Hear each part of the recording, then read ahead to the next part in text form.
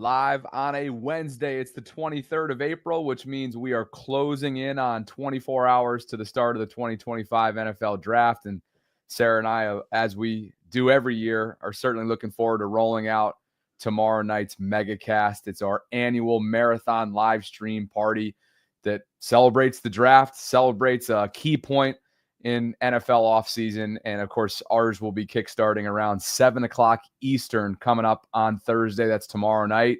We are deep into our plans, and my inbox is rolling right now. We've got some confirmed guests. We've got some that we're tracking down, and we're working on all of those logistics furiously behind the scenes. So we look forward to that coming up tomorrow night. Welcome inside the vault. This is your Ravens Lunch Hour live stream. I'm Bobby Trossett, as always, joined alongside Sarah Ellison. We've got a packed show for you coming up over the next hour, including Adam Schefter's latest intel, really kind of final thoughts on where the Ravens stand, and did he maybe misspeak in a sense related regarding one player going into the weekend. After that, we're just going to kind of cycle through some final mock drafts when you take a look at really the big media picture going into draft weekend, and also can the AFC North close that much-needed gap, or that existing gap that exists within the division when it comes to chasing after the Ravens. So all that more is what we have coming up. Great to see you, partner. I know we got a lot coming up over the next few days. We sure do. That's crazy. We're going to have 6 hours of live streaming. Is this tomorrow? Tomorrow.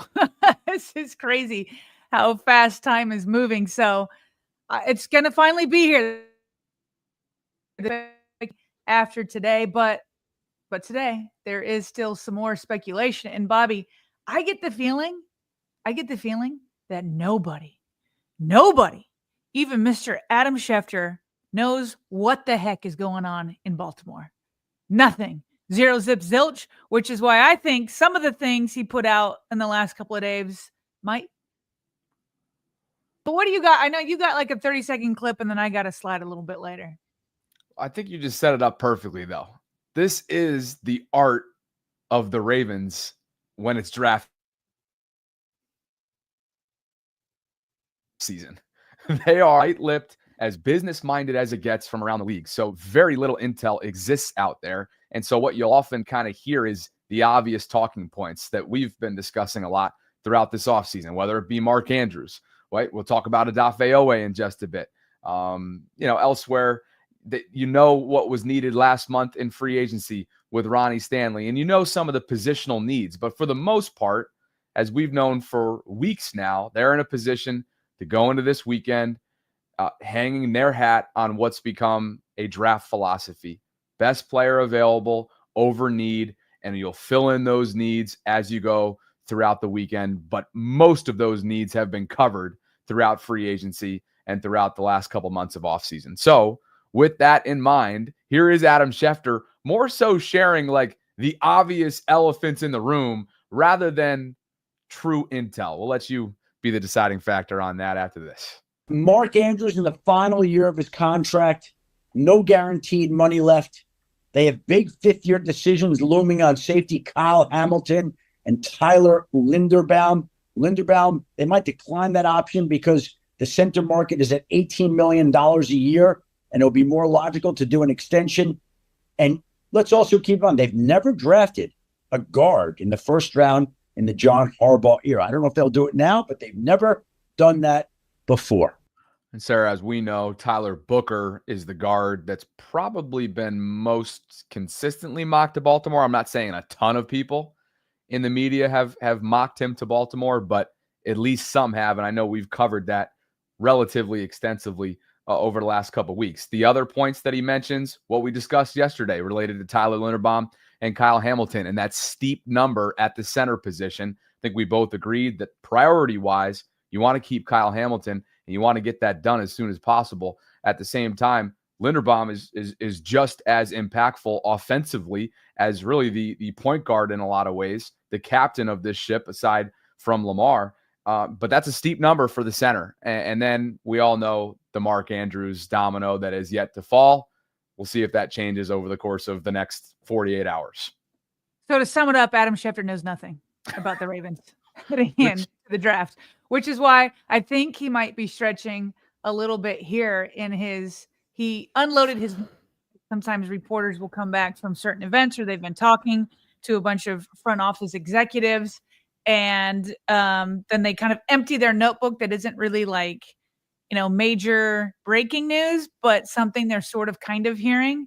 And so it's just funny because there's a section in his notes from Monday that says, where are the trades and who could get dealt. And basically he's saying that because there's not a lot of blue chip players, there are a lot of people that want to move back but not a lot of people want to move up. And he goes, but what about trades for actual players?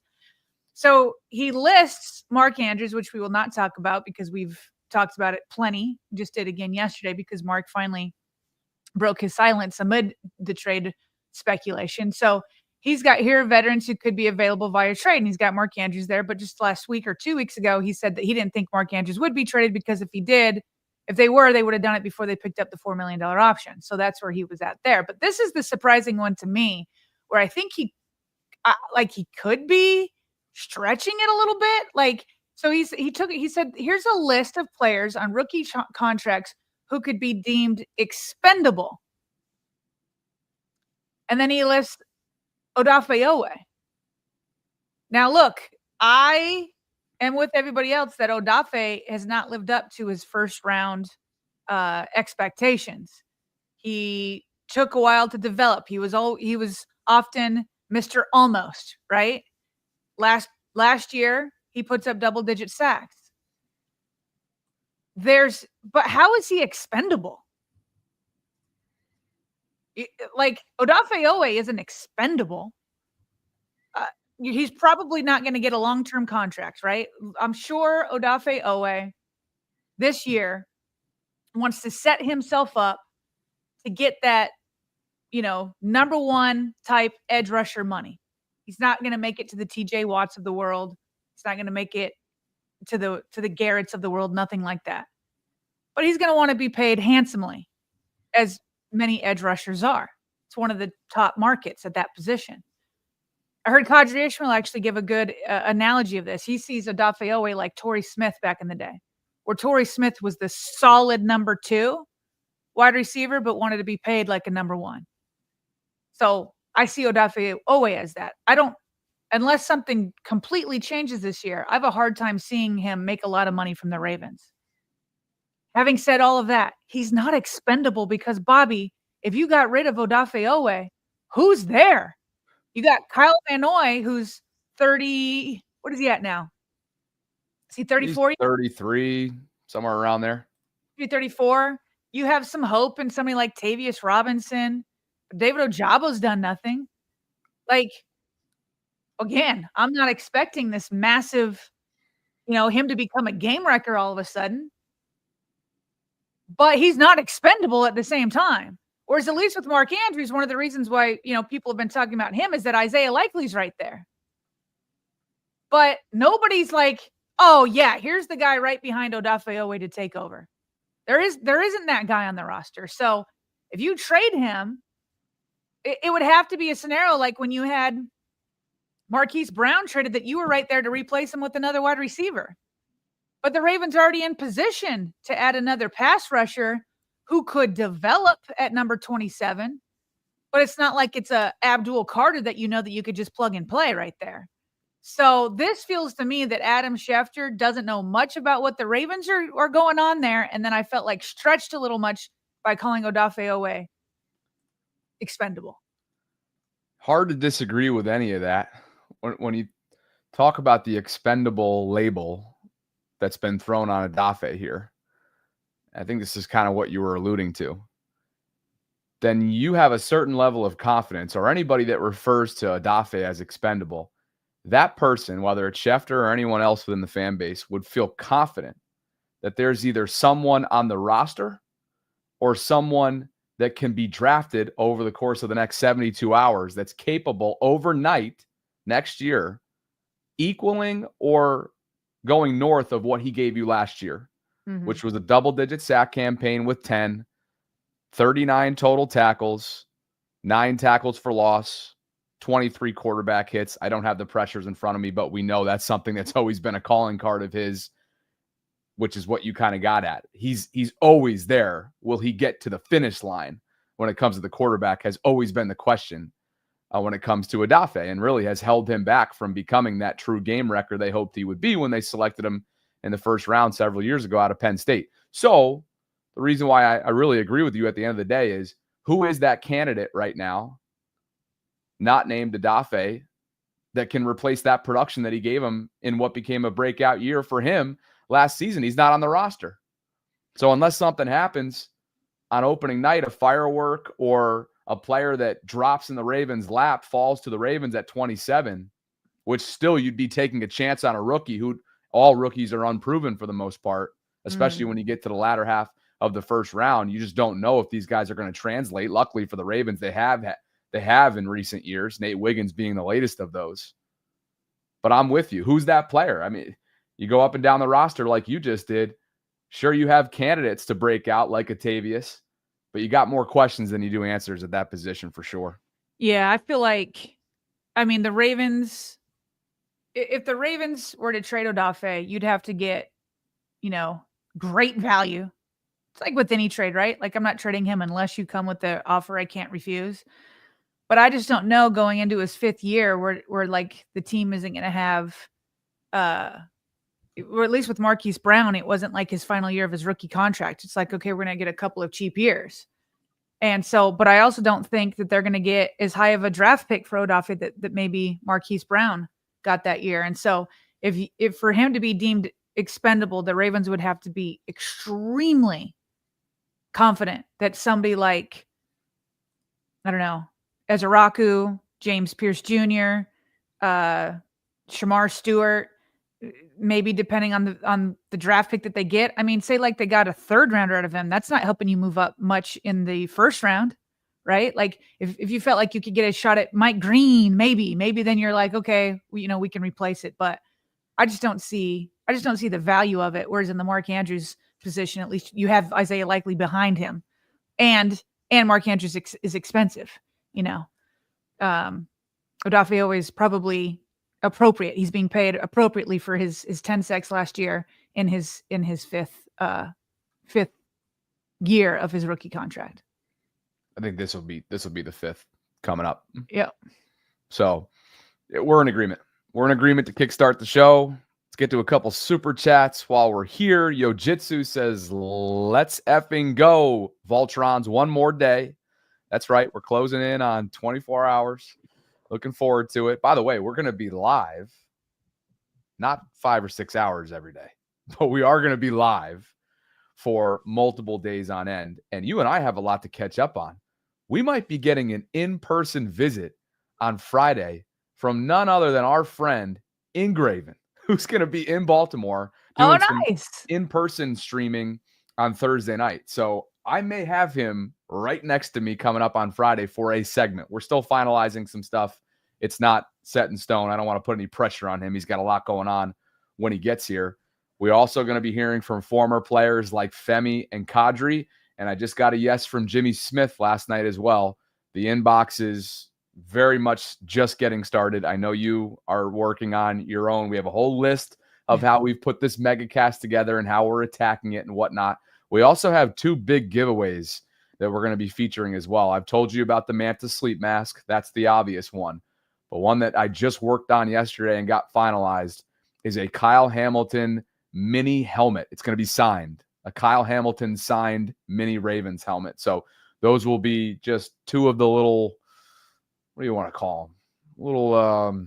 Little incentives to pop on the live stream tomorrow night. So really looking forward to it. And we will be live for 6 hours tomorrow. 1 hour at noon, and then 5 hours starting. You're starting at 7. I can't start till 8. I got soccer games to be at.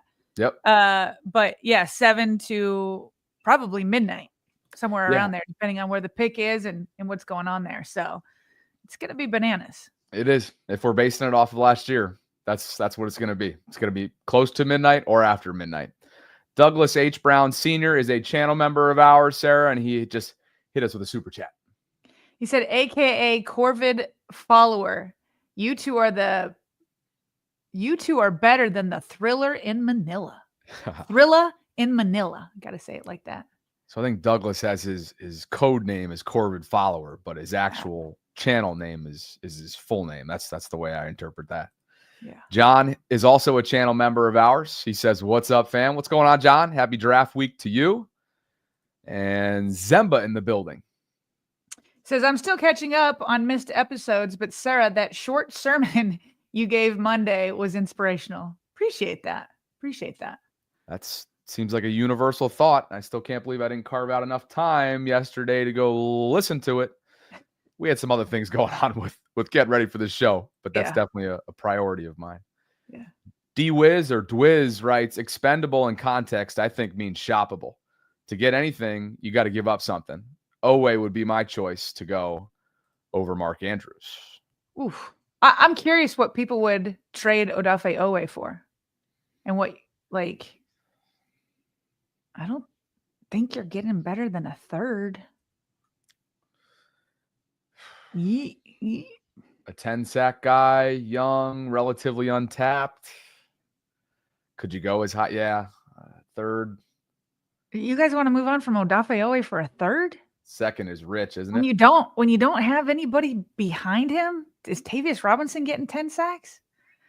Is the next rookie? Well, based on their track record, the next rookie's not going to. You can have the next rookie and Odafe. Now we got people talking like EDC, just wanting to stockpile picks here. Well, there's 11 of them this year. They want the same for 2026, apparently. We got some draft gurus in the chat today, I guess.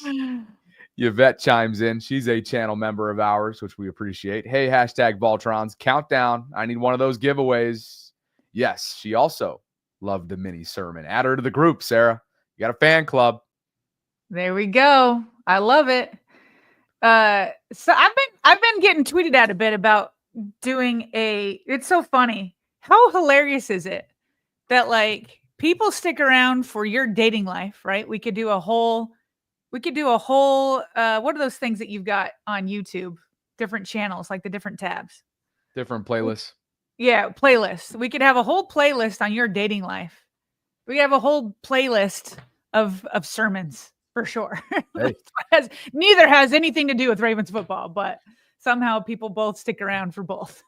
The way things are going here, our editing team that we're working with this month might be super busy if these things play out into fruition, right? Let's do it. Bobby Bachelor, Sundays with Sarah's sermons, something like that. There's a lot of plug and play right there. I like it. Yeah. We appreciate you guys for being with us on this Wednesday, the day before the 2025 NFL Draft. You can become a channel member today by clicking on that link. If you're interested in the live chat, it's a pinned comment. It's also at the top of the show notes, and you get a bunch of different perks. And of course, you get the title of becoming a Voltron channel member. We appreciate all of you for all the support that you give us. And we appreciate everybody that's with us right now. Over 1,800 plus concurrents and counting, Tila. So thank you for being here. Like the video if you haven't already done so. Hit that notification bell and please subscribe. Sarah, it's that point where the final mock drafts are starting to tally it up. And we're going to go ahead and kind of review what those are saying. Some former GMs, some ESPN insiders, other media members are dropping their final mock draft. Should we start with Schrager? Let's start with Schrager because his is kind of Peter Schrager does one mock draft for the entire year. His is less scouting based and more reporting based off of what he's hearing. When he tweeted out this morning, he says this is one is only based off of what I'm hearing from sources around the league. He talks to GMs, all that. He is really good, Bobby. He's really good. You're good at this type of thing too, of like always talking to everybody. I can remember him sending emails to the Ravens PR department. He's just always in contact with people. He's always talking. So his mock draft is fully on that. And I want to come back to him later when we talk about the AFC North and where he has quarterbacks going, because obviously what happens in the AFC North, spoiler alert for some of those that hate it when we talk about anybody but the Ravens, we will talk about the AFC North in the next topic. But based off of what he's hearing and how things are falling, he's got for the Ravens at number 27, tackle out of Ohio State, Josh Simmons. And he says that Simmons could slip because of an injury that he sustained, that torn patellar tendon in October. He says, but he might be the best of the bunch in the offensive lineman class.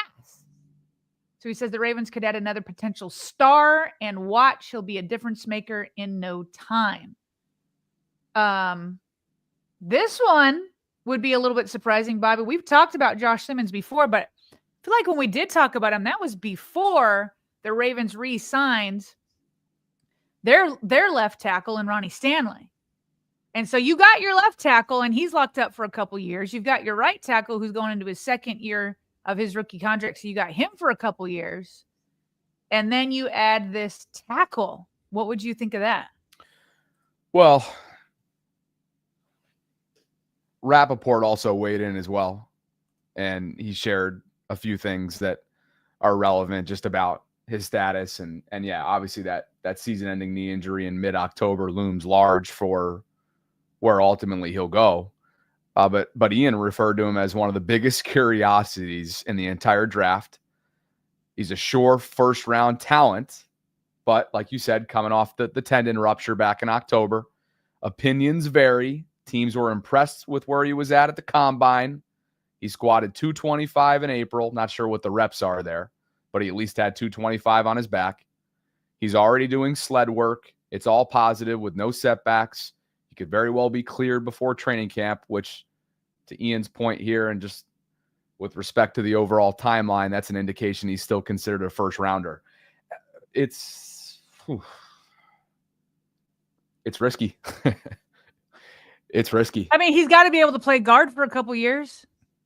He does.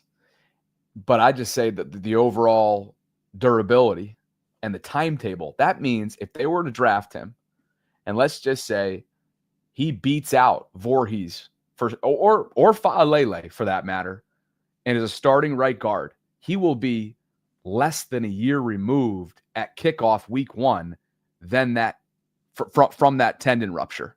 Yeah, but that's the thing, though, is I think because the Ravens are set at offensive tackle, he doesn't have to go right away. You're saying bring him in, get him healthy, kind of give him a red shirt year like Voorhees got, right, coming off of his pro day ACL, I think it was. Yeah, but Voorhees was like, what round did he come in? 5th, 6th, 7th, something like that? I don't like doing that with the first rounder. I don't like doing that with the first rounder. For sure. Andrew was the player who they already had their press conference, and they go back in for a round 7, right, pick. They had already finished their press conference, and they bring him in out of USC. Right. I'm with you. That's a tough pill to swallow. If it's first round draft capital, and you're not even going to see him potentially, or you're viewing him as just let's get him in the building and build him up. Oof, that's a tough sell. Yeah, that's why I didn't like it. The injury, which I could get over if you projected him within some point of the first year to start at one of the tackle positions. But there's not a spot for him. Nope. And the next 3 years, Sarah, there's not a spot. Right. So this one with Peter, I wasn't really feeling it. Plus, coming out of OSU, where I am locally, people haven't been super high on him, and maybe it's because of his injury. So to them, they're like, what a waste, kind of a thing back in October. Sure. So maybe they're a little bit skewed on that, but I didn't love this one. No. And yes, I mean, people are saying he can play guard. I hear you on that. And then so maybe that's good. Maybe it's like, you know what? Ravens look at him and say, hey, he is the most talented of the offensive linemen. We do play him at guard, and we have our backup tackle. So maybe there's that. But again, you're still worrying about the injury. Sure. So it would just kind of be like a little bit. It's just not as fun when your first round draft pick, you're like, I don't know when he's going to play. And if he does play, he's probably going to have to move positions. Plus, he'll be a backup at his more natural position. So we're on the same page. Yeah. All right. But we'll see. Okay. Second one. Oh, I wanted to point this out. So Jeff Zrebeck did a mock draft with the other athletic writers from each team. And so before I get to that, I want to point out, and I agree with him, and I've seen this sentiment out there. The Ravens are going to have their pick of one of these guys, right? So Jeff wrote a piece that said the best and worst situations for the Ravens. And he said the ideal situation would be the Ravens having a shot at one of these guys. How about one of these pass rushers? Samar Stewart, Donovan Ezeraku, James Pierce Jr. James Pierce Jr. was available to me when I went on with your boy Q on Raider Nation Radio, 920 a.m. Ezeraku was gone. Both Stewart and Pierce were there. I went away from the lesser production and went with James Pierce Jr.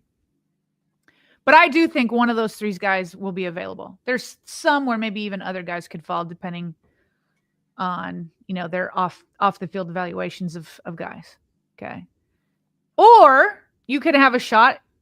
I bet one of those three guys will be available. And I still think one of these other guys will be available too. So Jeff's saying still be ideal if Tyler Booker's still there, Josh Simmons, who we just talked about, Texas's Kelvin Banks Jr., or North Dakota State's Gray Zabel. I think a few of those guys could still be there. If anybody's gone, I would say it'd be Tyler Booker. I guess Josh Simmons too. Then he said, or if you have Malachi Starks or Nicky Emanwari. Bobby, I do think a couple of those guys will be sitting there. And the reason why I think that is not only were they there when I picked, but when Jeff was on the clock for The Athletic, here's who was still there. All of these guys. Booker was still there. Let me see. Emanwari was still there. Starks was still there, both the safeties. Jihad Campbell was still there. And then cornerback Jahdae Barron was still there. All when Jeff's up. That's a trade back scenario right there. But Jeff couldn't do that because nobody called. Of these guys, Bobby, that's left over, who would you take? Booker, Emanwari, Starks, Jihad Campbell, cornerback Jahdae Barron. Before I revealed to you who Jeff took. That grouping that you just named, not the one that's on the screen, of the specific grouping you just named. No, I think it'd be ideal if a few of those guys were there. But the ones I just named, same scenario that Jeff has. Booker, Emanwari, Starks, Jihad Campbell, and Jahdae Barron all still there. I'd probably go Starks.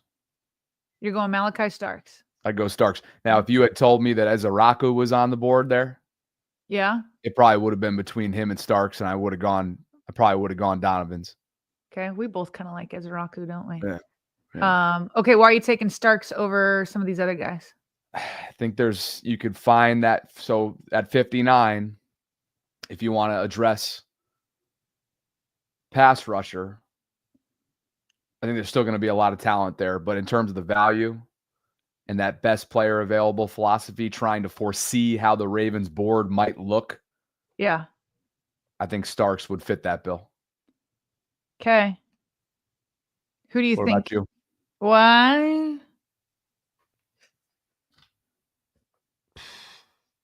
I don't hate that.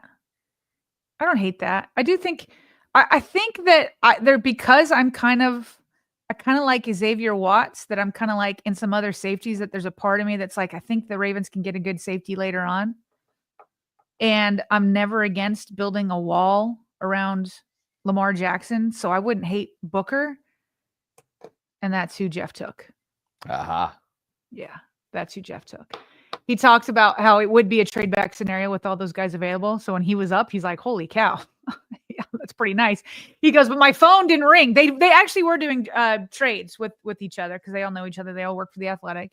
But nobody wanted to trade. And why would they when all those guys are there? They're like, I'll just sit here and make your pick, So he said, Booker is a plug-and-play guard with Pro Bowl potential. I'm here for that for Lamar all day long. Put a Pro Bowl guard between Tyler Linderbaum and Ronnie Stanley and friggin' run up the left side with Lamar or the King or Justice Hill or whoever you want. I'm here for that. He's a mauler in the run game and fits the Ravens style perfectly, Jeff says. It was tough to bypass one of the safeties. And then he said what I said. This draft class features some very good day 2 options. This draft is about solidifying the trenches for Baltimore. Right, Jeff? Well, if that ends up being the case, like you heard Schefter say, Be the first time in the Harbaugh era that first-round draft capital will be spent on that position at guard. So I'd be pretty surprised. But that said, we watched the Super Bowl. We watched the playoffs. We know what won the playoffs, what won the postseason, what won the Super Bowl, and that was dominance in the trenches. That's exactly what Philadelphia did. So I could get on board for this. That scenario that here's what's funny, Sarah. Yeah. I could probably be convinced for like 3 other options in the scenario that I know, I really could too. Jeff had to choose. Like I wouldn't be whining about even Worry, Booker, Starks, Campbell. Hey, I get it. Like the chat's like, look, Jahdae Barron, big time player. I get that. And I get that at 59, you're not going to have the impact pass rushers probably there the way they might, maybe a couple of them might be at 27. But Starks is hard to pass on.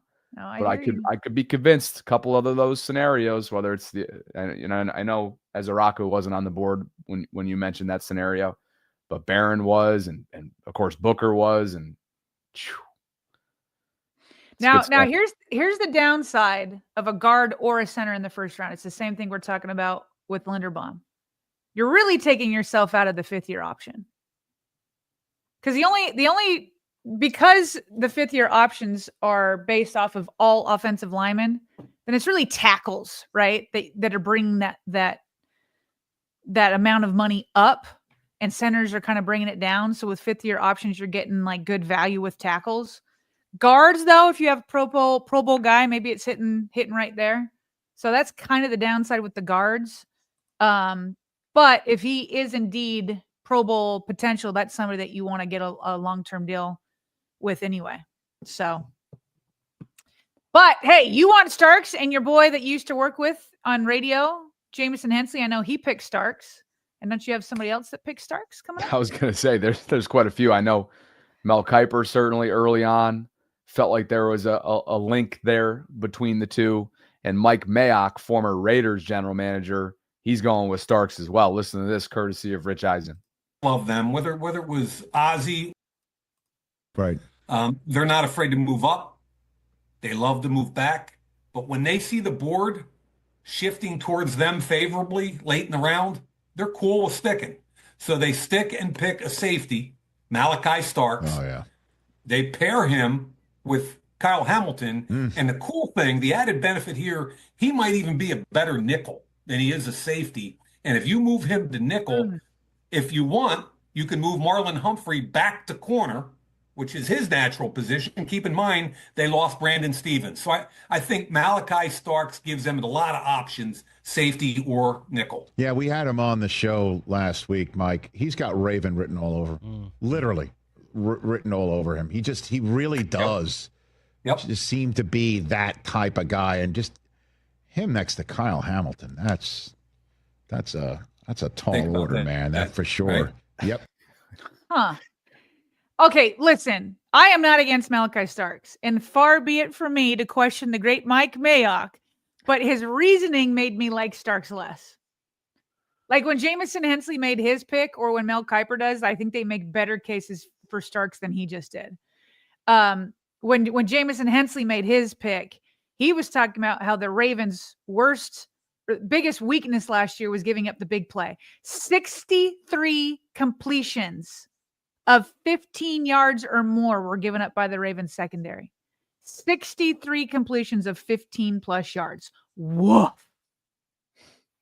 Okay. And so what Mel Kiper and Jamison talked about is having somebody who can protect over the top, has good vision, all that kind of stuff. When he started talking about putting Starks as nickel and that Marlon Humphrey's more natural position on the outside, I think Marlon Humphrey's a little bit better on the inside. I'm looking for a more true outside corner because I like Marlon Humphrey in the nickel. I don't hate him outside. So when he started talking about putting him in the nickel and I was like, maybe, I don't know. Mike knows more in his pinky about football than I do, but I don't know that I was feeling that. I don't know that he's quite on. Yeah, I don't know if he's hitting it right there. I'm with you. All pro Marlo is at his best playmaking ability when he's playing inside, when that physicality, when that vision, with that closing speed is on full display. Yeah. That's where he's at his best. Now, he's not too shabby on the outside as well, as we've seen over the years, especially in his bounce back season. Yeah. But for different reasons, right? You've got a lot of different reasons within the football community here to like Malachi in Baltimore, paired up with Kyle, paired up in that secondary. But I think you just jogged everyone's memory for good and for bad, right? With what their weakness was last year. And that ultimately has to be, even though they got it, they fixed it and they benched, they benched Marcus and Eddie was out of the organization, not far into the season and things, they righted the ship, but they never would have had to have grinded out the second half of the season the way that they were forced to if they didn't shoot themselves in the foot through the first 10 plus weeks, the way that we all watched unfold in the back half of that secondary. So let me share one more thing here, and we're going to get to some AFC North chatter in just a bit, but I'm subscribed to Todd McShay's McShay Report. And he did emails? It is. Wow. It's in the emails. I didn't know people actually liked getting emails. I know. Well, I know you don't. You remind me of because the way you take notes on paper still, I'm totally digital. And then you want emails, which I'm trying to get as many emails out of my outbox. You remind me of a boomer a little bit. I have a lot of boomer tendencies, old soul. I wear Skechers. I still jot down, notes on a page. Here's the funny thing. I am very digitally savvy, but there are some old school things that I enjoy. I still have some old school tendencies, like you saw with my notepad. Yeah. Okay. Go ahead. Sorry. I love that you own that though. Okay. Here's the McShay Report. And this is kind of along the lines of what we discussed earlier on in the stream as it relates to Schefter, maybe not knowing or having a great feel for where the Ravens are right now. So McShay did a mailbag, and a Ravens fan by the name of Carter wrote in this question. With the Ravens historically leaning into a best player available philosophy, but clearly having needs at edge and corner entering the draft, how do you see them balancing immediate roster needs with long-term value? Are there any prospects you think fit the Ravens mold in terms of scheme, personality, or developmental upside? Pretty darn good question. Okay. McShay writes back to Carter and writes, guard, corner, and edge are areas they could address in the first 2 days. I also think interior defensive line is a place they could go. I think Mason Graham is going off the board in the top 10 picks, and I doubt Derek Harmon will still be available when they draft at 27. But I do think there's a chance that Walter Nolan, who has some off-field baggage but might be the most physically gifted interior D lineman in this class, or Kenneth Grant, could be there. Malachi Starks and Nick Eamon-Wari might also be available. My guess? Baltimore will sit back, be patient, and wind up with a dang good football player that most of the league didn't expect to be there for them at 27.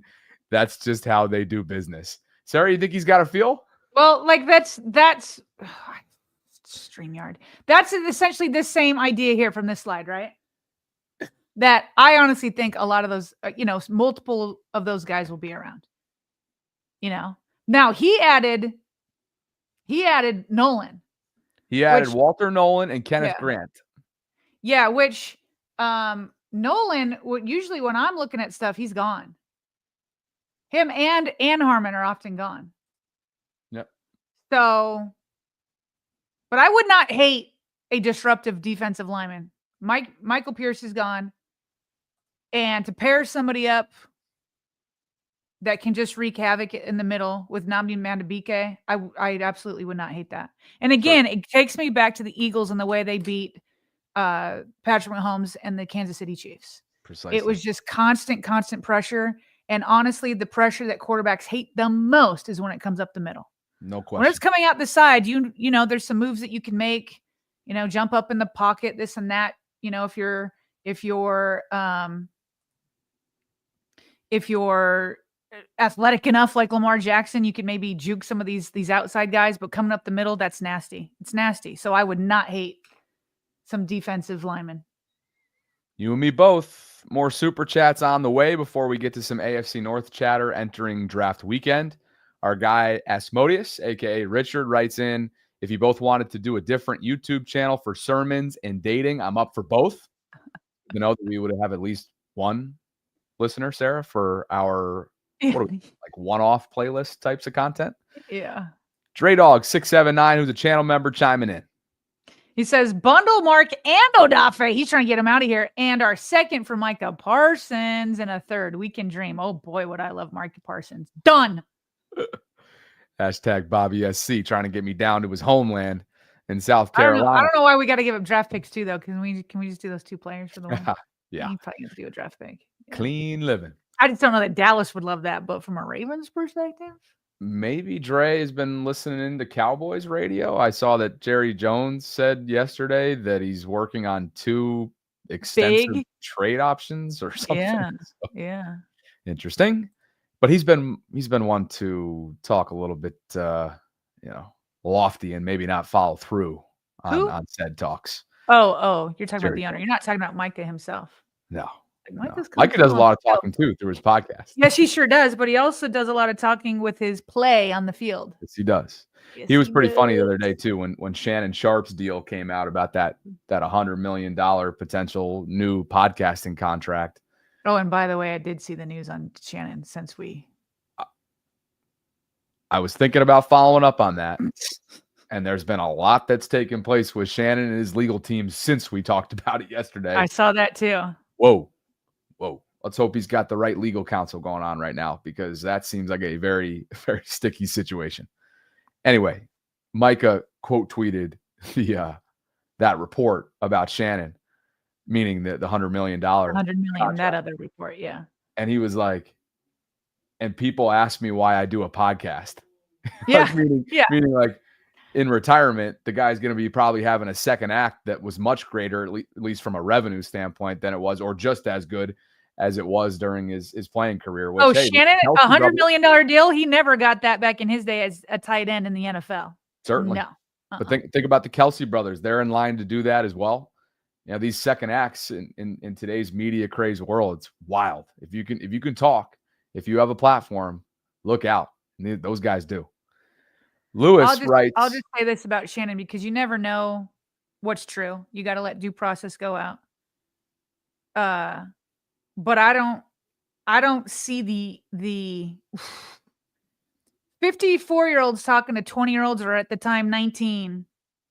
Nah, that doesn't mix. That doesn't mix. And at some point you just got to graduate and move on. You just got to move on. And the clip that they shared, Shannon says it was taken out of context and all of that kind of stuff, and that was like more, play between the two of them. That's just not something like you're Peter Pan. You got to grow up. You got to grow up and not talk that way with 19, 20-year-old girls, whether it's play or a real threat.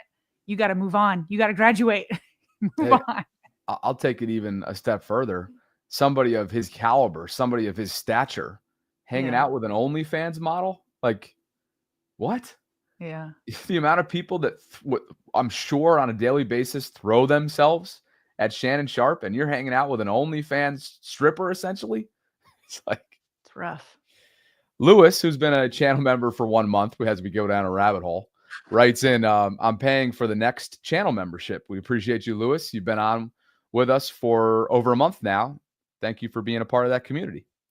Rafike Tucker checking in, Sarah. All of our channel members showing up. Yeah, they really are. He says that whole word yesterday, Sarah. What was that?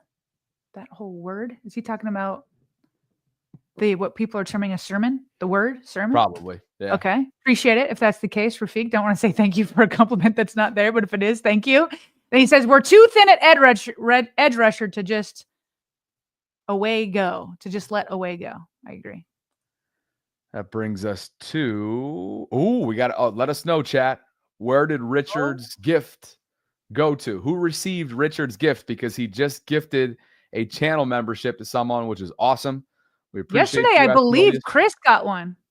Chris was on the receiving end yesterday. That was from Yojitsu, if memory serves. So who is on the receiving end? We'll wait and see. Chris says it's Mike. Rave Kingdom says it's me. Mike says it was him. Mike says I was gifted. All right. Love it. Congrats, Mike. Thank you, Osmodius. Richard? Elsewhere, Ravens 54th man checking in. He says it's nice going into a season where our most glaring need is kicker. Hashtag Bobby Arkansas. Oh, I'm getting recruited to Arkansas now. I have to add that to the map. Have you ever been to Arkansas?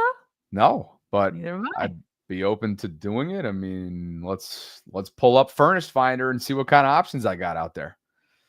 Bobby on the road. Rave Kingdom.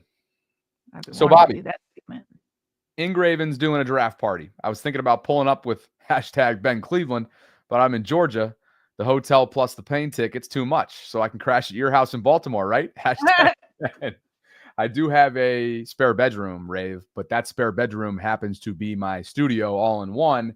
And Sarah and I are going to be literally wall to wall all friggin' weekend. So you would not be getting much sleep. But let me know next time you're in Baltimore. Would you open up your home to a listener of ours? An unknown listener? I'm sure everybody's great. You know, there's no crazy people that listen to us. You know, I've been known to do some pretty out there things for sure. I think I got to spend a little bit of time like I have with Richard before I give that green light. And that is with all due respect to Rave Kingdom and everybody in here. Yeah. You know, I think that's probably a wise way of answering that. Yeah. By the way, just to the chat, the advice we just gave to Shannon Sharp, also I would give to Bill Belichick, and I would also give to Justin Tucker and anybody else that's 35 years older than people that they're talking to, I guess. So, okay. Did you hear that?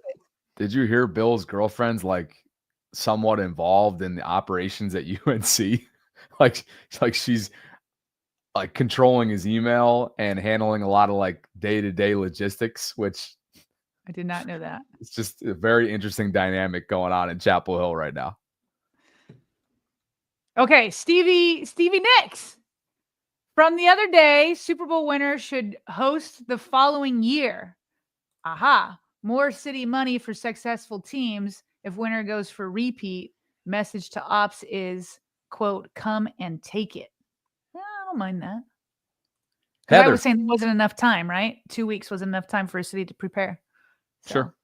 Heather says, hi, Sarah and Bobby. This is you. Go ahead. She's a channel member. Appreciate you, Heather. Hi, Sarah and Bobby. I'm so excited about the draft and excited to see who EDC is picking. The football season will be here before we know it, for sure. Appreciate you, Heather. Another one from Rafike just confirming what we both thought. He said, yes, sir. I was talking about your awesome sermon. Thank you. Man, I really did not expect many people to even be on the listening an hour and 10 minutes in or whatever it was, an hour and 20. You have a way with words, and I really enjoyed hearing your thoughts on how it all went yesterday and the feedback that you got from your fellow churchgoers. Like that was pretty cool. Pretty nice. Dakota Moon writes in, Bobby's sticky situation is quite apropos. Oh dear. And Mia is a brand new channel member of ours. Welcome to the channel membership, Mia. Appreciate all the support that you guys are giving us. We got to be coming up on 80, I think, at this point. So thank you guys for becoming a member and a part of the Voltron channel community. You guys can do so if you're interested out there by clicking on the link that's included in the show notes. There's also a pinned comment right now in the live chat, and Mia becomes the latest Voltron channel member of ours. Let's go. Absolutely. And let's go into the AFC North, shall we? We shall. Lead us in. All right. Well, speaking of Peter Schrager, his mock draft went on. And in the AFC North, he had Travis Hunter going to the Browns, which is what everybody's saying. I fully expect Zachary Orr and company to have to game plan for Travis Hunter for the foreseeable future and beyond. He's going to be a Brown there for at least 5 years. So that'll be fun. Don't have the Bengals on here. I'll look that one up. But he's got the one man that everybody's talking about. Where could he fall? The quarterback that literally there's just no consensus on where he would fall.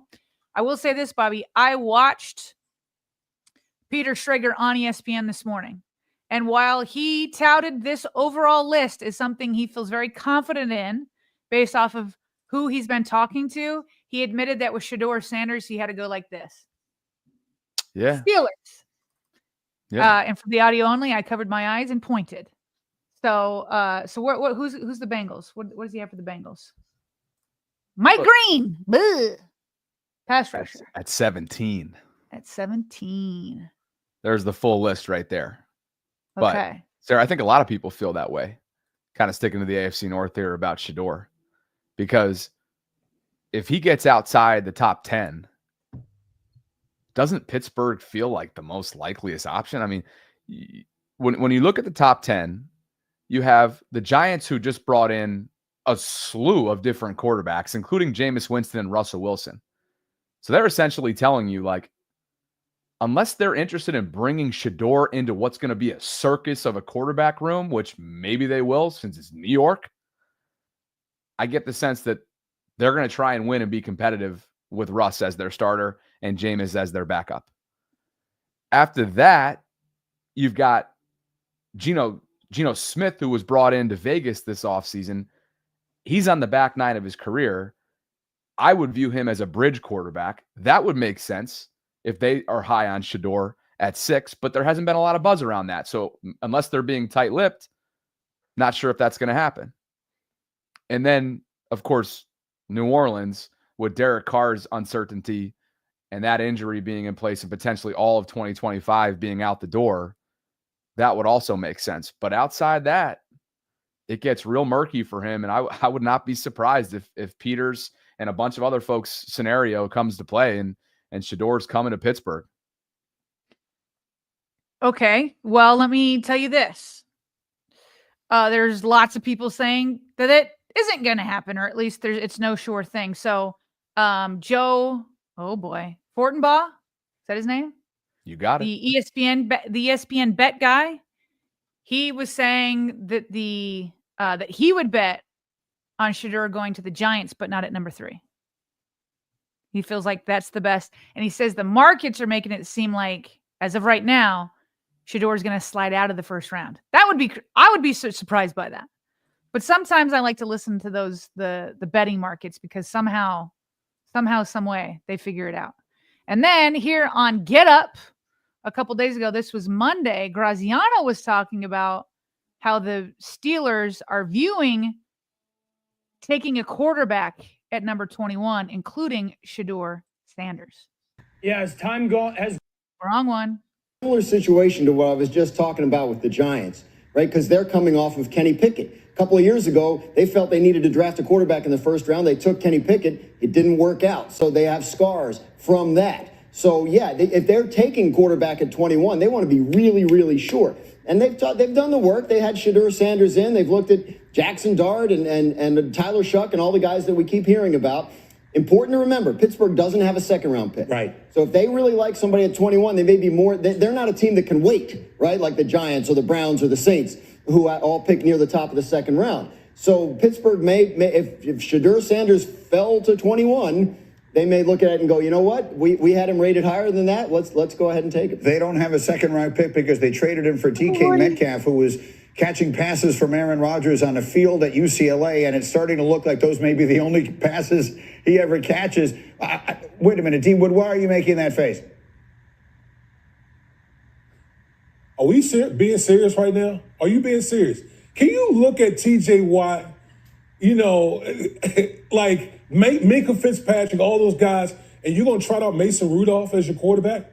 Like, really? Really? Is that what we're going to do if you're the Pittsburgh Steelers right now? Is you're going to trot out Mason Rudolph as your quarterback when you got Lamar Jackson and Joe Burrow in your division? Like, I'll be like, what the hell is going on in our organization right now where we're in a position where Mason Rudolph is our starting quarterback? We got to be serious. You got to add to the quarterback room. Let me just first say this. I love that the Steelers are in this situation, that they are in desperate need of a quarterback, and there's not one that's just like glaringly amazing that could like switch things out. So whether you're on Graziano's side where he's saying, well, the Steelers still have Kenny Pickett scars, which why wouldn't you? It sets you back. It sets you back. If you don't believe in somebody, it's tough to like take another swing because it sets your organization back another 3-4 years. But on Woody's side, it's like, but you're going to trot out Mason Rudolph against Lamar Jackson and Joe Burrow. What a sweet place for the Pittsburgh Steelers to be in. I don't know that anybody has a worse quarterback situation in the entire NFL than the Pittsburgh Steelers right now. Shedeur doesn't come across to me as someone who'd be willing to wait. I think he wants to play right away. I think Dion. He could in Pittsburgh.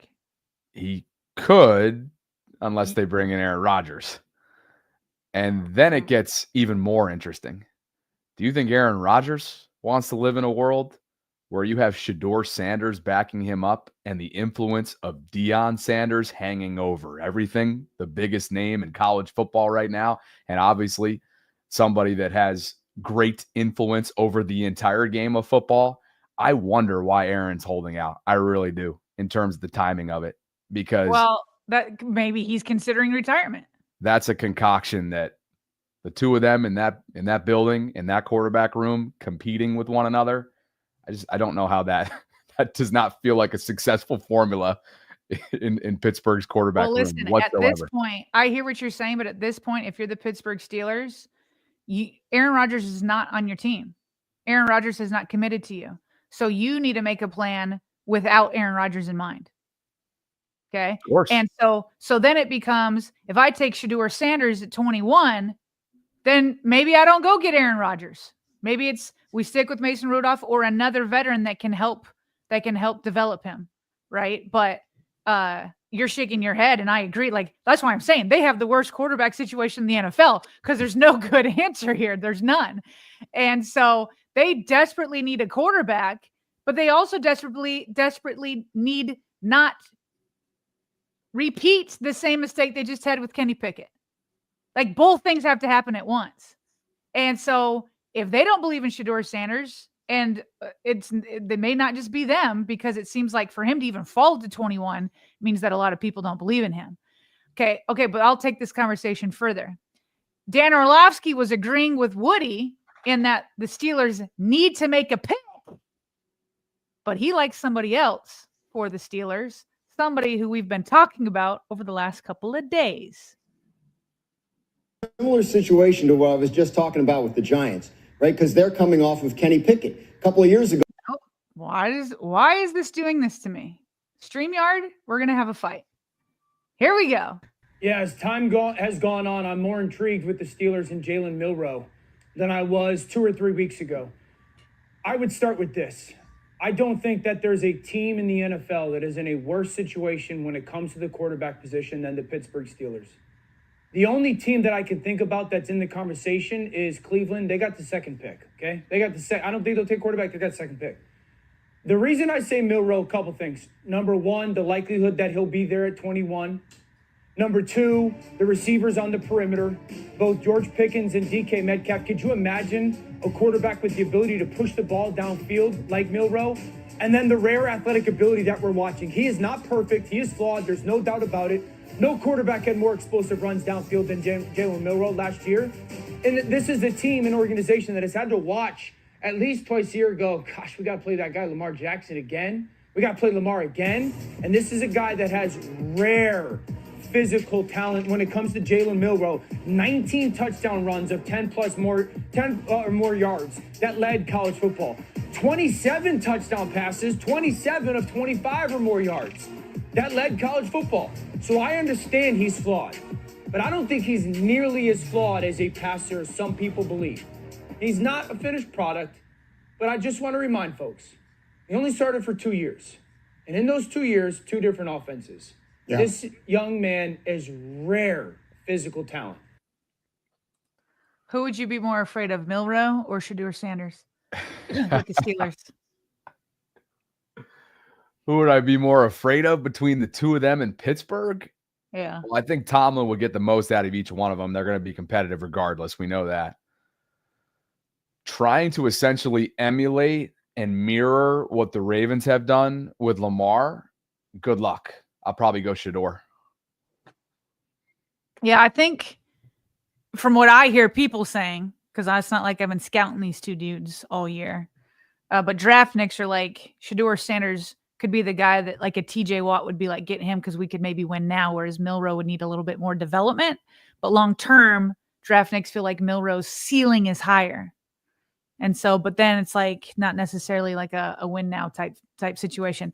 I do think either Milroe or Shedeur Sanders will be in the AFC North. Maybe both. Oh, yeah. Yeah. Because he's sitting here talking about Milroe to the Steelers. He very well could go to the Browns, where the Browns come back around after they take Travis Hunter. Yeah. And then they got Milroe, and then they really do have a great person backing him up, even though he always says he doesn't mentor people and he's competing, but he'll help mentor a little bit. Joe Flacco. They got Joe Flacco and Kenny Pickett over there. So one of those two dudes, if not both, I think are going to land in the AFC North. When you consider like a Shedeur would be walking into in Pittsburgh, I think that kind of stability kind of translates well to what his strengths are. He's a cerebral player. He's a high level processor, right? He's an accurate thrower. He's not going to overwhelm you athletically the way Jalen is projected to.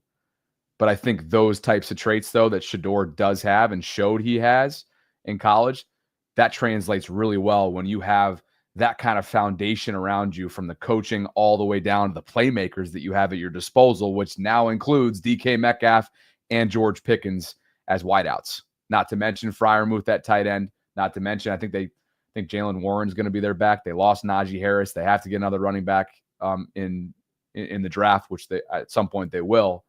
And we know what their defense is as well. So I'll take Shedeur. All right. Well, there's your AFC North update. And by the way, I saw a video, Joe Flacco going in first day. Yep. Browns offseason workout program has begun. Joe was there on the first day. And I also read, by the way, in The Athletic, they had the 4 writers from the AFC North, and they were saying, the Ravens ended up with the crown, the division crown. And since then, has the gap become wider, the same, or shrunk since the end of the season? And I don't see anything that the Steelers have done to make the gap shrink. I don't see anything that the Bengals have done so far to make the gap shrink. They've re-signed some of their top players, so I feel like it's stayed the same. The Browns, same thing, right? They re-signed Myles Garrett. So I haven't seen anything to where the other teams have caught up to the Ravens. But I also don't think the Ravens have done anything to say, ooh, the Ravens widened the gap. So I feel like it's still kind of the same, where the Ravens are the AFC North favorites, but it's this weekend. Who drafts the best that is going to really determine whether that gap can be switched, shrunk, and maybe somebody else take over, or the Ravens keep it and keep moving. So this is why to the GMs, the draft is everything. I mean, I just don't think, even with DK Metcalf over at the Steelers, right? But if they're able to get a quarterback that's legit, well, now we're talking for the Steelers. Same with the Browns. If they actually hit on a quarterback, well, then we're talking. So this upcoming weekend starting tomorrow is going to be huge for this division. I can definitely see us. I think we did some of this last year. Once the draft is over, we have a chance to digest everything. We'll bring in our Brooke Pryors of the world, right, Sure. From each AFC North team to kind of get those grades, get those evaluations, and then we'll make our own decisions on whether or not they stack up. Some quick hits here, and Spence Fitt, who is Lamar's former Louisville teammate, college football teammate of his, continues the offseason regiment. Look at Lamar freezing his you-know-what off in the cold tub. And then I just pulled in some screenshots from past summers working out with Spence Fitt down in South Florida on the beaches. Zay Flowers, of course, with a weighted vest on there. Just sort of a snippet of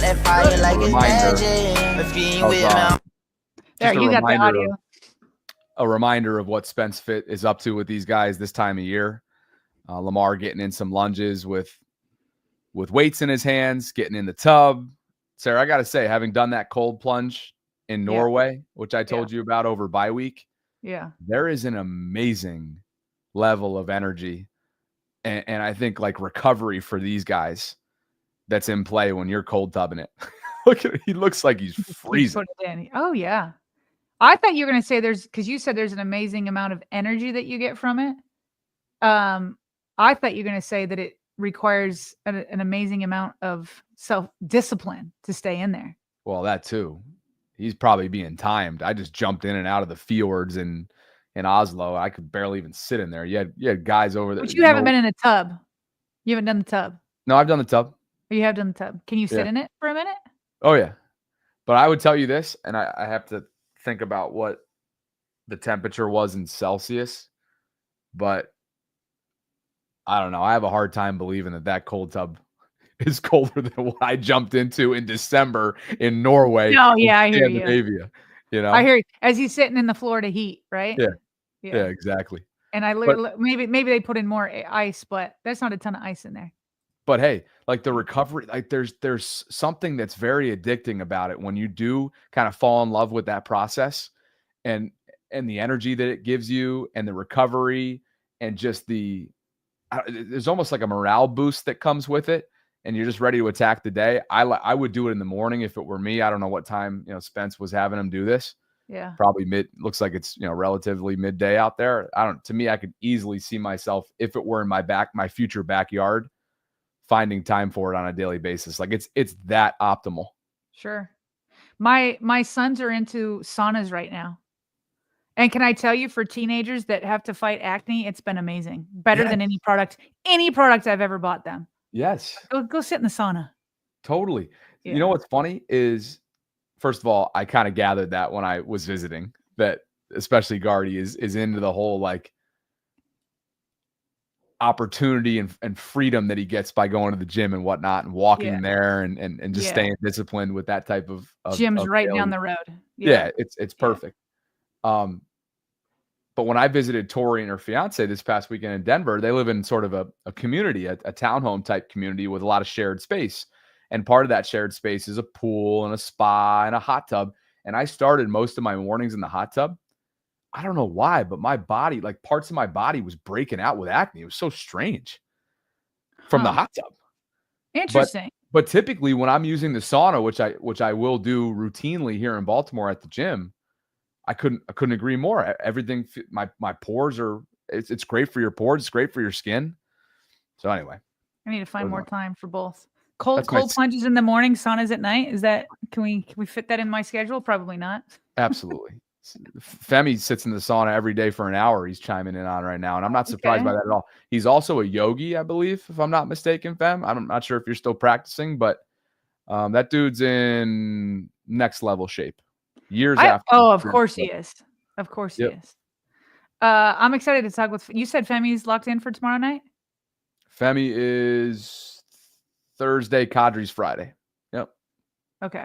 Femi's Thursday. Okay. Hopefully he doesn't yell at me too much about the Mark situation. Oh, you know what? You're gonna miss him, unfortunately. He's in the 7:00 hour. Oh. But we'll get him post draft, Fem. Okay. If you want to do post draft, we can get you on at some point. Our Darius Washington here, he posted the day after he was signed, or I shouldn't say that, he signed his tender. I almost said to a long-term contract. Something I guess I want. But he posted this meme with Kobe Bryant focused, about to shoot a little jumper maybe. And it says, Kobe when he's happy, locked in, totally ready to work. Then underneath, it's the exact same photo, locked in, ready to work, Kobe when he's sad. In other words, just even kill, doesn't get too high, doesn't get too low, never gets deterred from his goal. Bobby, I have to say this. The word sacrifice, people act like sacrifice is bad these days.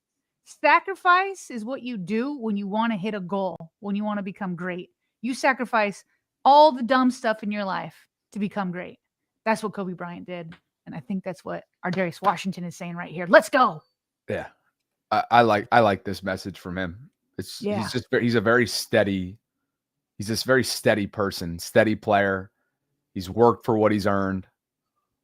And he has earned it. Right? He's earned an opportunity to receive another contract, not to the level of what he obviously was pushing for. But as a former undrafted rookie, he remains a great, great underdog story. And he's got a darn good chance to start again for a full season this time around alongside Kyle Hamilton. Bobby, Femi's upset right now. He put WTF. Then in another one, he said, I need Sarah there. Femi, I can't get in till 8 o'clock. I got my kids' soccer games. So we'll have plenty of post. Heck, maybe if he wants to come on Saturday, Friday. I know you got stuff going on. Saturday I cannot do. Saturday's a huge day. I've been getting RSVPs, Bobby. We are doing. Sorry to interrupt. As we've said, my daughter's getting baptized on Saturday on her birthday, and I invited everybody back to my house. I think I'm up to 60 people right now. Unreal. Yeah, we're gonna hold it down on Saturday. You got more important stuff going on. Yeah. But anyway, not Saturday. He says all good, laughing. Your final quick hit here on Trey White, who I think had his reintroductory press conference as a Bill.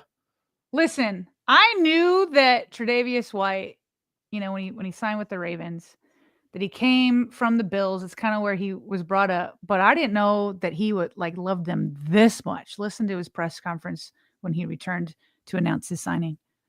My agent, man, I was like, look, if you can't get Buffalo on the line, just don't call me. This is the place that I want to be. This is the right way. This is how it's supposed to be for me. I just feel in place. I feel home. So, I'm forever grateful, and I'm so thankful to be back for sure. This is the only place that I really want to be.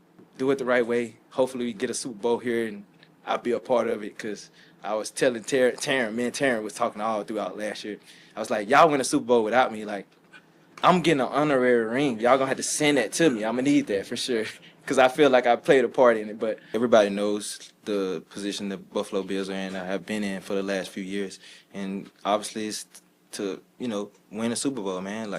We've done everything but that. So I feel like that's the only goal that we have here, is to win a Super Bowl and create great men while doing it. You guys don't understand how much it meant to me that these guys reached out and thought enough of me to bring me back.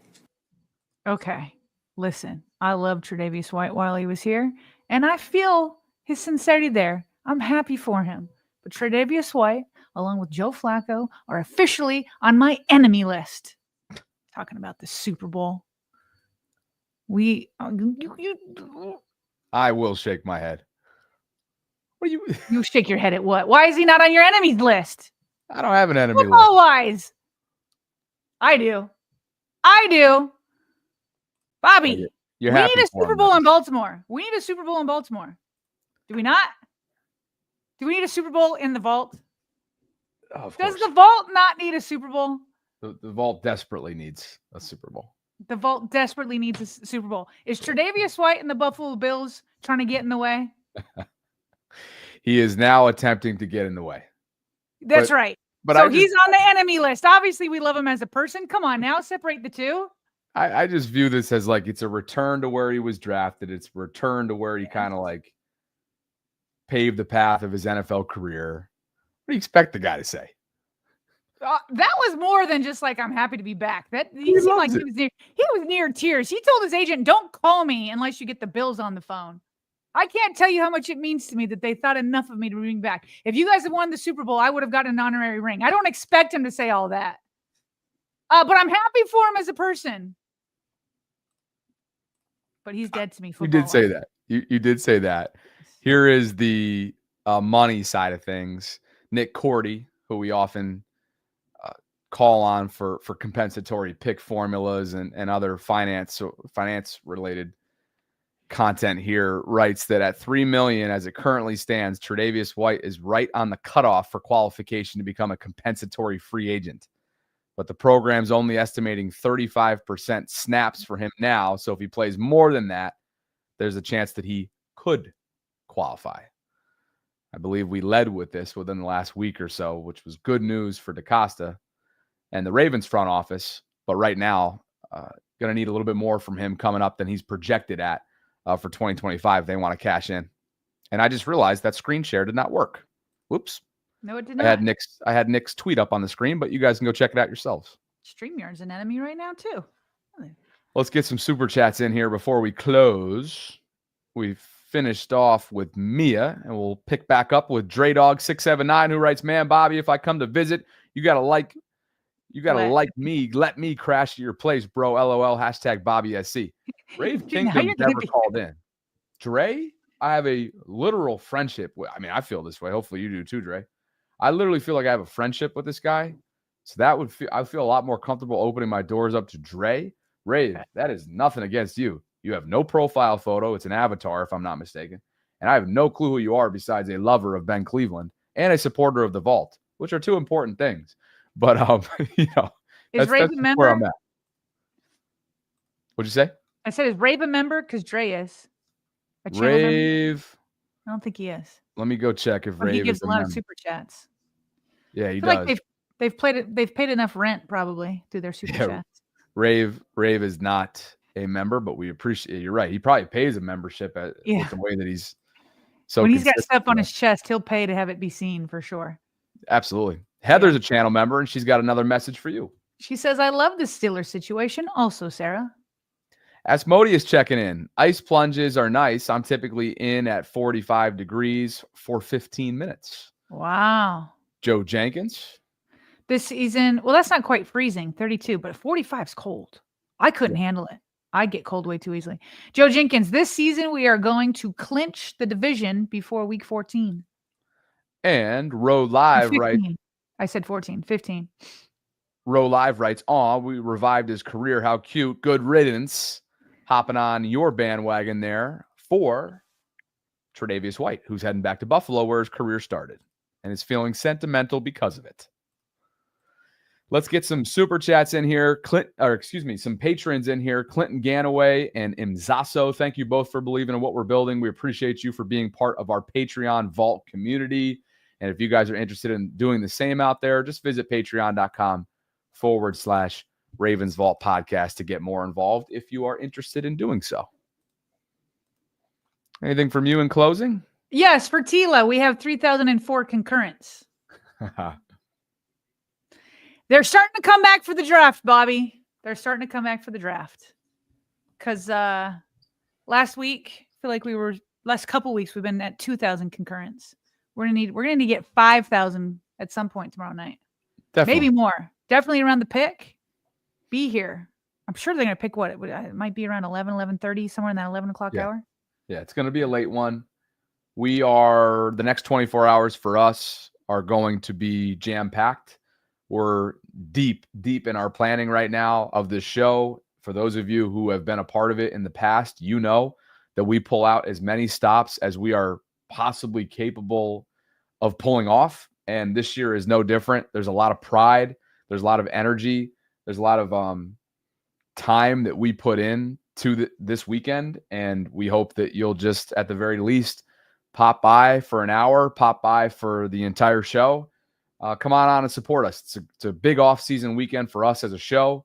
It's a big off-season weekend, obviously, for you as a fan. And we hope that you'll spend some time with us starting up tomorrow night, 7 o'clock Eastern. We'll go till the pick. We'll have a bunch of different guests, analysts, media members, former and hopefully current players alike. So really looking forward to it, partner. And I know you and I, we love teaming up on this together. So let's do it. We do. Looking forward to it. Appreciate you guys. Appreciate all the super chat donors, 24 strong. Appreciate all the new channel members. Several became a channel member throughout this show. Appreciate you, partner, and appreciate Femi for popping on in the chat. He will be with us coming up tomorrow night. For Sarah Ellison, I'm Bobby Trossett signing off from this Wednesday Ravens Lunch Hour live stream. We will be live at noon tomorrow, so come join us for a primer, and then 7 hours later, come join us for the megacast starting at 7 o'clock Eastern. I'm Bobby Trossett signing off, and as always, Vaultrons, we appreciate you for spending some time with us here inside the Vault. We'll catch up with you in under 23 hours from right now.